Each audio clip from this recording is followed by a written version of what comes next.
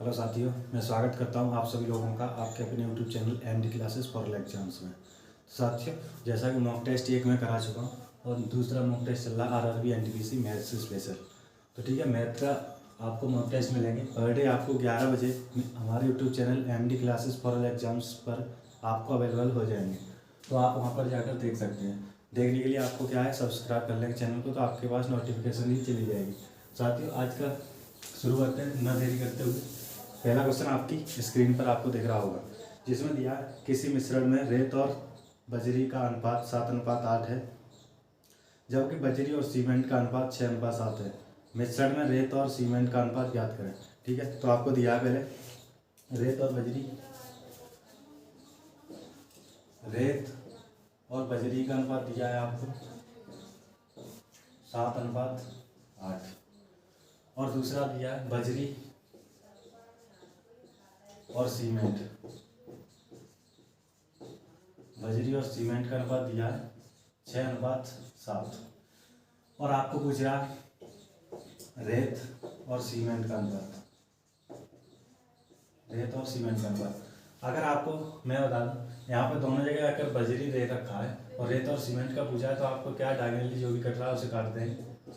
2 से ये 3 4, तो 3:4। क्वेश्चन में आपको डायरेक्ट सीधा पूछा है रेत और सीमेंट का अनुपात पूछा है, तो आप इस तरह से निकाल सकते हैं 3:4। बाई चांस क्वेश्चन थोड़ा टेक्निकल हो सकता है और वो कह सकता है सीमेंट और रेत का अनुपात पूछिए, तो इसे उल्टा करते हैं। सीधी से आपको कोई दिक्कत नहीं होगी। सीमेंट एंड रेत का अनुपात पूछेंगे तो 4:3 हो जाएगा। ठीक है, इसी के साथ नेक्स्ट क्वेश्चन करते हैं। नेक्स्ट क्वेश्चन आपकी स्क्रीन पर दिया है, उसमें दिया है पाइप ए, पाइप सी, एक काम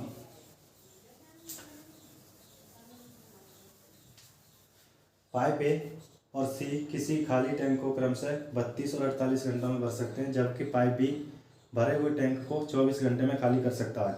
यदि तीनों नल पाइपों को एक इकट्ठा खोल दिया जाए तो टैंक का 2/3 कितने घंटे में लगेंगे। ठीक है, मतलब टोटल काम पूछ रहा कितने देर लगेगी उन्हें करने में। तो आप करेंगे जल्दी से। आपको दिया है ए टैंक है, एक सी टैंक है और बी टैंक है। ठीक है, जो ये नल है, अगर हम बात करें ए की, ए 32 घंटे में और सी 48 घंटों में उसे भर रहा है, लेकिन बी खाली कर देता है उसे 24 घंटे में, 24 घंटे में। ठीक है, आपको कोई भी गलती नहीं करनी इस क्वेश्चन में। आपको क्या करना है, इसका एलसीएम लेंगे तो इसका एलसीएम 96, 32 से 3 बार, और ये इनकी एफिशिएंसी आ जाती है। ठीक है, एफिशिएंसी 48 दूनी 96 और 24 चक 96। ठीक है, इतना आपने कर लिया। उन्होंने पूछा है कि तीनों नल एक साथ खोल दिए जाए, तो बी तो खाली करने वाला है, तो ये खाली करेगा तो कितना, 3 2 5, मतलब टोटल काम 1 होगा। 1 घंटे में 1 लीटर पानी भरा जाएगा, अगर 96 लीटर पानी भरना है तो। लेकिन उन्होंने क्वेश्चन में कहा है कि पूरी टंकी को नहीं भरना, पूरी टंकी को नहीं भरना है, पूरी टंकी का 2/3 पूछा है। तो टंकी 96 लीटर की है, माना है हमने, तो इसका 2/3 निकालेंगे तो ये निकालेंगे 24 दूनी 48, 32 30 96, 32 और 32 दूनी 64, मतलब पूरी टंकी को नहीं भरना, टंकी के 64 लीटर पानी को भरना। ठीक है, 64 लीटर भरना, लेकिन तीनों नल एक साथ में करें तो 1 लीटर भर देते हैं, तो इसे कितने देना, 64 घंटे लगेंगे उन्हें भरने में। ये आपका आंसर आएगा। ठीक है, तो इसी के साथ अच्छे से समझ में आ गया होगा, मैं उम्मीद करता हूँ। बाकी नेक्स्ट क्वेश्चन करते हैं। नेक्स्ट क्वेश्चन आपकी स्क्रीन पर दिया है, जिसमें दे रखा है ए, बी और सी मिलकर किसी कार्य को 10 दिनों में समाप्त कर देते हैं। ए और बी मिलकर इस कार्य को 12 दिनों में समाप्त करते हैं। और अगर बात करें बी और सी एक साथ मिलकर इसी कार्य को 20 दिनों में कर देते हैं, यदि बी अकेला इस कार्य को करे तो उस कार्य को पूरा करने में कितने दिन लगेंगे, ये आपको पूछा गया है। इसे मैं रख कर देता हूँ, बाकी आप जल्दी से इस क्वेश्चन का आंसर करेंगे।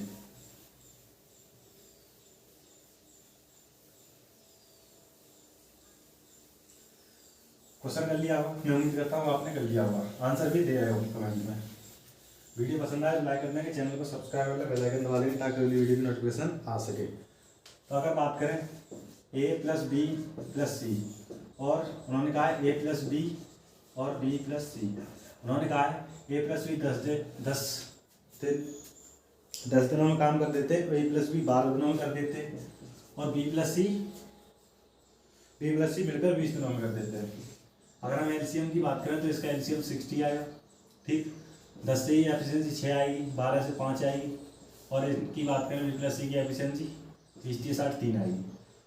अगर आप देख रहे होंगे कि तीनों मिलकर अगर किसी काम को कर रहे हैं तो 6 एफिशिएंसी से कर रहे हैं। अगर हम बात करें, अगर ए प्लस बी को माइनस कर दें, ए प्लस बी प्लस सी में से अगर ए प्लस बी को माइनस कर दें तो आप देख रहे होंगे एक एफिशिएंसी आ जाएगी, एक। जो एक एफिशिएंसी आई है वो ए प्लस बी को माइनस कर दिया है इसमें से, तो ये दोनों कट जाएंगे, तो सी की एफिशिएंसी आ गई एक, ठीक है। इतना आपका है।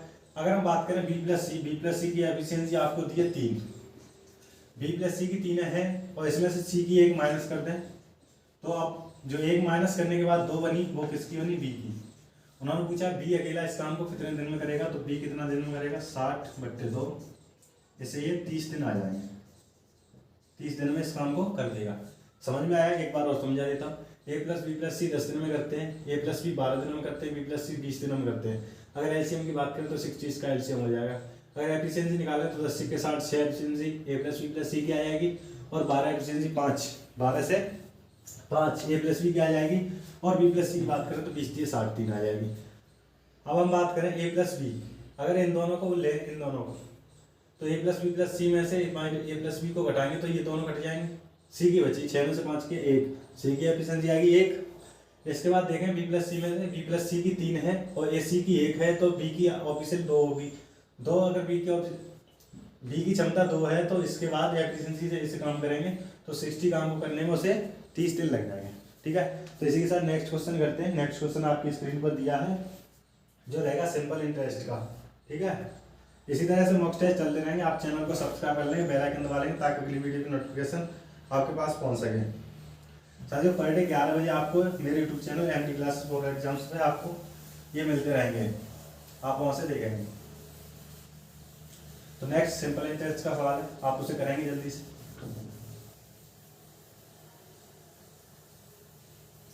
मैं उम्मीद करता हूँ आपने कर लिया होगा, ठीक।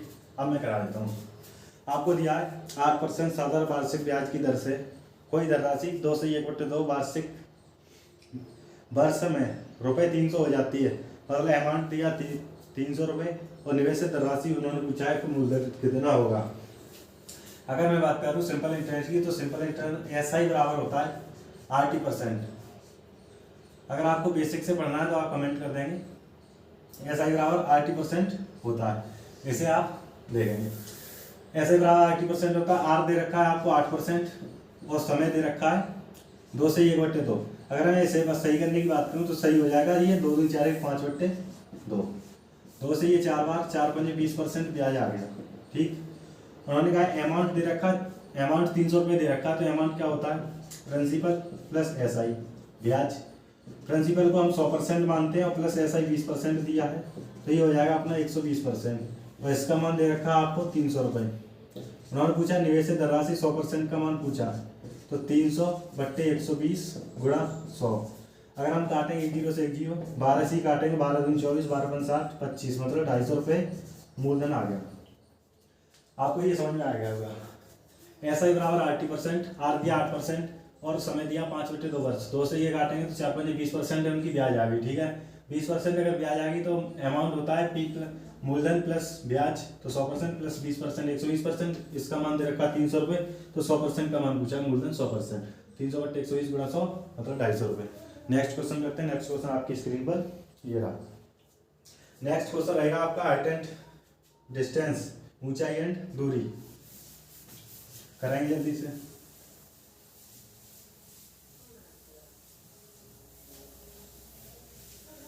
मैं उम्मीद करता हूँ आपने कर लिया होगा इस सवाल को, ठीक है। अब मैं कराता हूँ। आपको देख रखा है एक टावर है जिससे 30 मीटर दूर एक बिल्डिंग है। बिल्डिंग के जो पैरम होता है ना, बिल्डिंग के नीचे सिरे पर, उसका एक अवनमन कोण है जो 30 डिग्री है, ठीक है। ये 30 डिग्री दे रखा। उन्होंने पूछा है कि टावर की ऊंचाई क्या है, x मान लेते हैं हम इसे। अगर हम बात करें तो जो लंब और आधार दोनों चीज कौन से वाले में आते हैं, तो ये आते हैं 10 30, टेन थीटा बराबर लंब बट्टे आधार 30। अगर टेन 30 की मान बात करें तो इसका होता है 1/√3 एक्स बट्टे 30। एक्स का मान निकालना है तो ये होगा 30/√3। √3 को सॉल्व करेंगे तो ये आ जाएगा 30√3 बट्टे √3 3 हो जाएगा, 3 से ये 10, तो ये आ जाएगा 10√3 आपका आंसर आएगा। ठीक है, ये समझ में आ गया। एक टावर था, एक बिल्डिंग के निचले सिरे का अवनवन कोण 30 डिग्री था, ये 30 मीटर दूरी थी, एक्स मान पूछा तो 3 ये आप समझ सकते हैं। तो नेक्स्ट क्वेश्चन करते हैं। नेक्स्ट क्वेश्चन आपकी स्क्रीन पर। नेक्स्ट क्वेश्चन में दिया है कि निम्नलिखित में से कौन सा एक पाइथागोरस ट्रिपलेट है। पाइथागोरस ट्रिपलेट निकालना है आपको। तो आप देखेंगे इसमें से पहला ऑप्शन दे रखा है कि 17, 21, 29, तो 17 का वर्ग प्लस 21। पाइथागोरस ट्रिपलेट होता क्या है ये आपको पता होना चाहिए। पाइथागोरस ट्रिपलेट होता है दो छोटी संख्याओं का वर्ग का स्क्वायर प्लस बड़ी संख्या का स्क्वायर बराबर होना चाहिए। अगर बराबर है तो पाइथागोरस ट्रिपलेट है, अगर बराबर नहीं है तो ये पाइथागोरस ट्रिपलेट नहीं है। ठीक है, तो इसमें आप देखेंगे इसमें से 2, 3, 5, 2 का वर्ग 4 प्लस 3 का वर्ग 9, 9, 4, 13, मतलब 5 का वर्ग नहीं है। बी ऑप्शन भी गलत हो जाएगा। अगर हम बात करें डी ऑप्शन की तो 8 का वर्ग प्लस 15 का वर्ग बराबर 17 का वर्ग, ये ट्रिपलेट बनेगा। 64, 225, ये होगा 9, 8, 289, ये होता 17 का स्क्वायर। ठीक, ऑप्शन डी सही आंसर। ठीक है, नेक्स्ट क्वेश्चन आपकी स्क्रीन पर लगा। नेक्स्ट क्वेश्चन में दिया है जो रहेगा आपका मेंसुरेशन 3D से। मेंसुरेशन 3D जिसमें रहेगा शंकु के आधार का क्षेत्रफल दे रखा है पाई आर स्क्वायर बराबर 64 पाई। यहाँ से आप आर निकाल लो, आर बराबर 8। ठीक, इधर से स्क्वायर हटाएंगे, इधर रूट लगाएंगे तो 8 का वर्ग होता है 64। ठीक है, जबकि तिरछी ऊंचाई दे रखी है उन्होंने, एल बराबर दे रखा है यहाँ पे 15, नहीं एल बराबर 17, एल बराबर 17। अब आप पता होगा अभी ट्रिपलेट बताया था मैंने 8, 15, 17 का, तो यहाँ से एच इक्वल टू 15 निकल आएगा। ठीक, उन्होंने कहा है इससे यहाँ पे एक लिखा गया है कि सेंटीमीटर है। इस शंकु को ठोस गोला नहीं, यहाँ पे गोला कर लेंगे। ठोस गोला प्राप्त करने के लिए तैयार किया गया इस गोले की त्रिज्या पूछिए।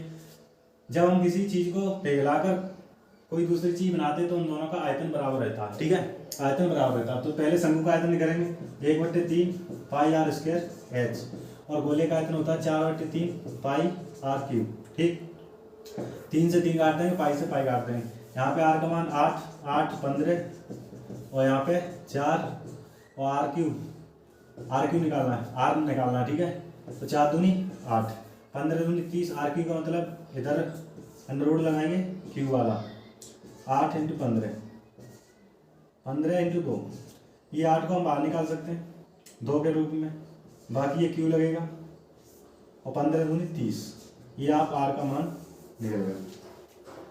आप इसे समझ गए होंगे। आधार का क्षेत्रफल दिया था जहाँ से हमने आर निकाल लिया, एल हमें दिया था, एच यहाँ से निकाल लिया, बाकी दोनों का आयतन बराबर कर दिया, आर क्यूब निकल आएगा। ठीक है, नेक्स्ट क्वेश्चन करते हैं। नेक्स्ट क्वेश्चन दिया आपकी स्क्रीन पर, इनमें से किस संख्या का वर्गमूल एक अपरिमेय संख्या है। RRB, ALP, NTPC में दिया है, ये आप देखेंगे। ठीक है, जल्दी से करें।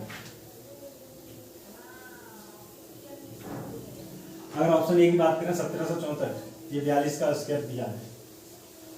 ऑप्शन बी की बात करें 39, 69, ये 63 का स्क्वायर दे रखा है, और 56, 25, डी ऑप्शन ये भी 75 का स्क्वायर दे रखा है। बाकी हम बात करें 65, 60, क्या 1 0 वाला कोई पूर्ण वर्गमूल होगा। यहाँ पे 2 0 होती तो इसे बनने की संभावना थी, लेकिन यहाँ पे 1 0 होती है, तो ये संभावना नहीं है, ये आपका गलत है, यही वाला सही है। ठीक है, ऑप्शन सी इसका सही हो जाएगा, जो एक अपरिमेय संख्या है, मतलब जो इसका वर्गमूल निकालेंगे ना तो वो क्वांटम में जाएगा, ये आप ध्यान रखेंगे। ठीक, नेक्स्ट क्वेश्चन करते हैं। नेक्स्ट क्वेश्चन नंबर 10 उसे करेंगे। क्वेश्चन नंबर 10 में दिया, तपन, रवि और तृषा ने एक केक आपस में बांटा। तपन के पास इसका 1/4 भाग था, तृषा के पास इसका 2/3 भाग था, और शेष रवि के पास था। रवि के पास केक का कितना भाग था ये पूछा है। रवि के पास कितना था ये पूछा है, और उन्होंने पूछा तपन एंड तृषा। ठीक है, उन्होंने कहा तपन के पास 1/4 था और तृषा के पास 2/3, इसके पास 2/3। उन्होंने पूछा इसके पास जो हिस्सा आएगा ना पूरी केक का वो कितना हिस्सा था ये पूछा है। अगर इसे दो तरह से कर सकते हैं, एक तो इन दोनों को जोड़ लें और एक में से माइनस कर दें। तो इसे जोड़ेंगे तो 12, 3 + 4 = 8, 8 3 11/12। इसे एक में से माइनस कर दें तो कितना होगा 1/12। ये आपका हिस्सा आएगा।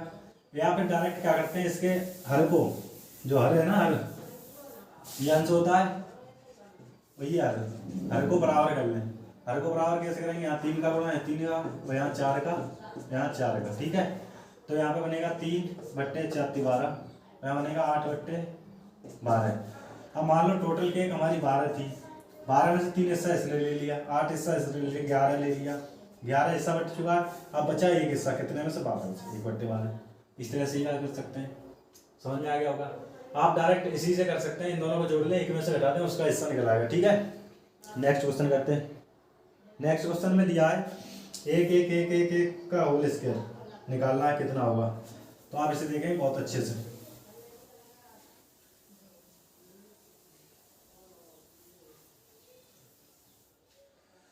भाई साहब जाने दें,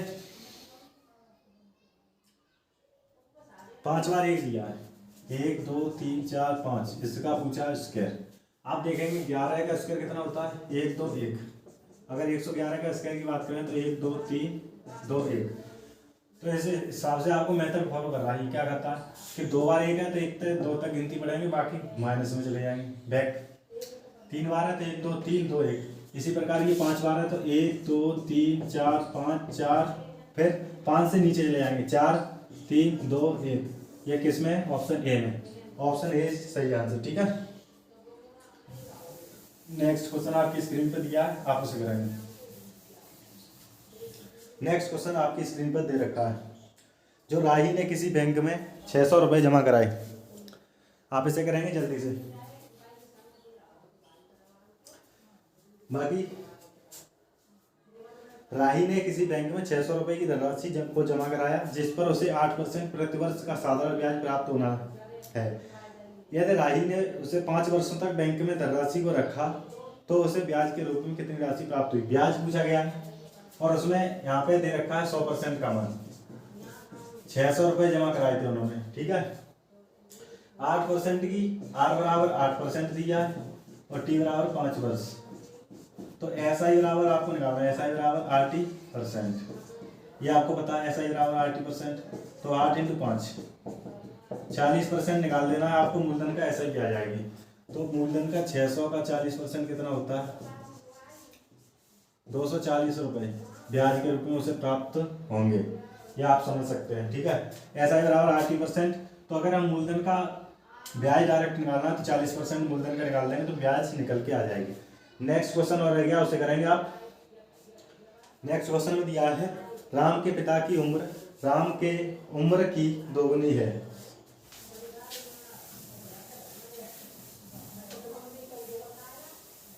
नेक्स्ट क्वेश्चन दिया है राम है और राम के पिता, राम की उम्र राम के पिता की उम्र राम के पिता की उम्र राम के उम्र की दोगुनी है।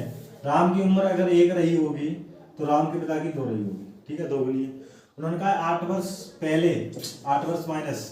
ठीक है, तो 8 वर्ष पहले उन्होंने कहा है राम के पिता की उम्र राम की उम्र की 2.5 गुनी रही है। अगर यहाँ पर भी राम की अगर 1 रही होगी तो राम के पिता की 2.5 गुनी, 2.5 पॉइंट लगाएंगे, 1 0, 10 को इधर ले आएंगे ना, इसे हटाओ, 10 यहाँ लगाओ, 5 से 2, 5 से 5। अगर हम बात करें यहाँ 1 बढ़ रहा है और यहाँ पे माइनस हो रहा है, बात नहीं बनी। उम्र का योग तो उनका 5। अगर हमें इनको बराबर करना है तो इनका अंतर कितना है, 3। इनका अंतर 1, तो 1 का गुणा यहाँ कर देंगे और 3 का गुणा यहाँ, तो ये रेशियो बराबर हो जाएगा। तो कैसे होगा,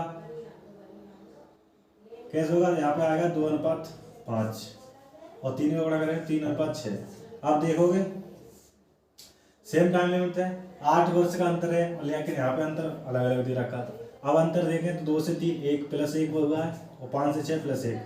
तो जो 1 बढ़ा है ना वो 8 वर्ष का अंतर है, 8 वर्ष में 1 अनुपात बढ़ा है।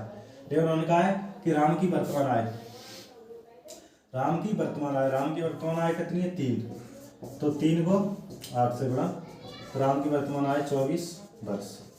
ये आप 24 वर्ष करेंगे, ठीक है, समझ में आ गया होगा। राम की आय, राम के पिता की आय राम की आय की दोगुनी थी, बाकी 8 वर्ष पहले गए। फिर उन्होंने कहा कि राम के पिता की आय राम की आय की 2.5 गुनी थी, तो आपने यहाँ पे 2.5 गुना करा। उसके बाद इस अनुपात को बराबर में किया, एक बढ़ा, 1 को 8 के बराबर किया, 1 8 के बराबर, तो आपको पूछा राम की वर्तमान आय, तो 3 = 24, ठीक है, इसे आप कर लेंगे। बाकी आज की वीडियो को यहीं समाप्त करते हैं। वीडियो कैसी लगी आप कमेंट में बताएंगे, पसंद आई हो तो लाइक कर देंगे, चैनल को सब्सक्राइब कर लें, बेल आइकन दबा लेंगे ताकि अगली वीडियो की नोटिफिकेशन आपके पास पहुंच सके।